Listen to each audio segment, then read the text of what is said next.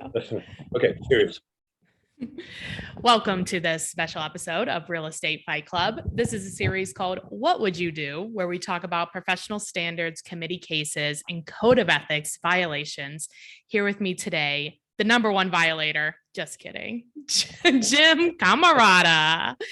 Hey, how you doing, Jim? Yeah, I'm doing fine, Jen. How you doing? Have you ever been in trouble? Knock on wood. Not No. yet, huh? Nope, they haven't caught me. Oh my God. That's awesome. I'm the guy who accompanies my agents, and we're now up to 150 in the office. So 150 licenses under mine. Yeah. Ooh. So far, so good. You know, I'm keeping everybody out of realtor jail. Fingers and toes crossed. Yeah. What's the case you have for us today? Oh, we've got an interesting one. And I guess I can affectionately refer to it as one of those social gathering, cocktail party kind of discussions. Where people talk about things after the fact because everybody knows everybody. Everybody knows everybody, and they go, "You did what?" Oh my So, goodness. Here's the scenario. Buyer is looking for a very specific type of property. Okay. Hires an agent to Okay. help them find that particular property. Great idea. Couple of weeks later, agent comes back to the buyer and says, "I just listed the property that checks all of your boxes, except one. You know, the price is just a little bit more than what you wanted to spend. That Let me happens. show it to you." Yeah. Okay. So shows it to them. Buyer says, "Yeah, this is great." And after some negotiating back and forth, they come to a price and terms acceptable, and they Right. close on the property. Now, Perfect. I need to back up just a second. The buyer, when he hired the agent, said, "I will pay you a finder's fee." So Okay. keep that in mind. So, Outside of the commission. Oh no. Anyway, this is how these things happen. Okay. So he listed the property, he sold his own listing, and he got compensated by the seller, and he got compensated by the buyer client. So the property he was talking about was his own property? No, it was just representing another client. Oh, okay. I'm with you. Okay. Another client. So another seller represented him, buyer represented him, brought the two together, Okay. sold, closed. Okay. So, Okay. naturally, a few weeks later, at a cocktail party, social. Of course.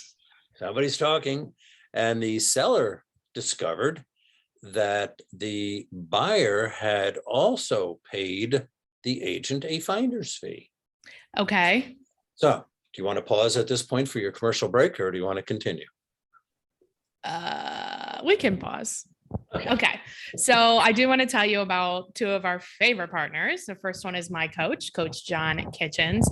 We're dealing with a lot of people that want to leverage, maybe start a team, things like that. And so he'll do a free foundation check before you leverage, which is good to know because as there's a lot of leadership qualities when you start a team or, leverage your thing that you need, leverage yourself that you need to know. So you would go to www.mygrowthscore.com to get that foundation check. The other one is our VA. Hey, Francis.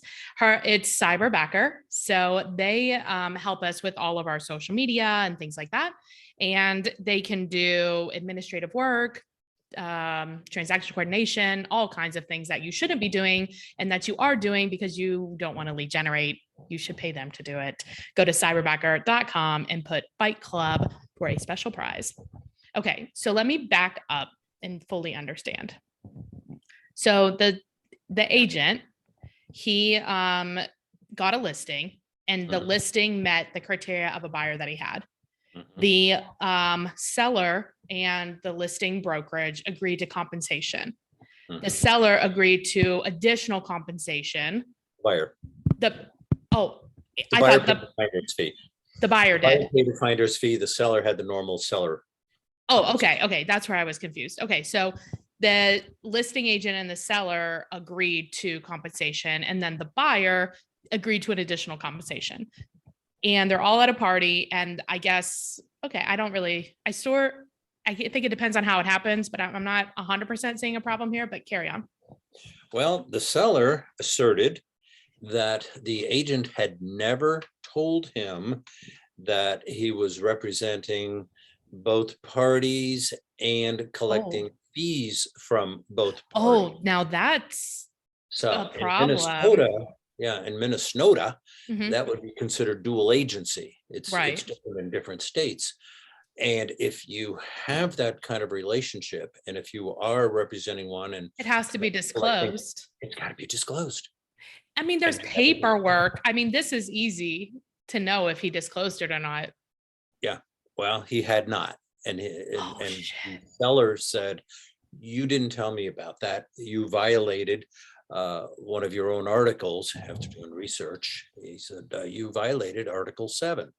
Which I know you're reads, going to ask me which reads, in a do I know you or what? yes. Uh, in a transaction, realtors shall not accept compensation from more than one party, even if permitted by law, without disclosure to all parties and the informed consent of the realtor's clients or client. So he didn't do the He didn't do disclosure that. to either It's party. seems like well, right. He didn't do written disclosure. I assume that the buyer knew that it was his listing. I think that's fairly obvious. But even not, the disclosure still has to be there. I think he violated. Yeah, and even though he said, "Well, I served both parties faithfully," Doesn't uh, matter.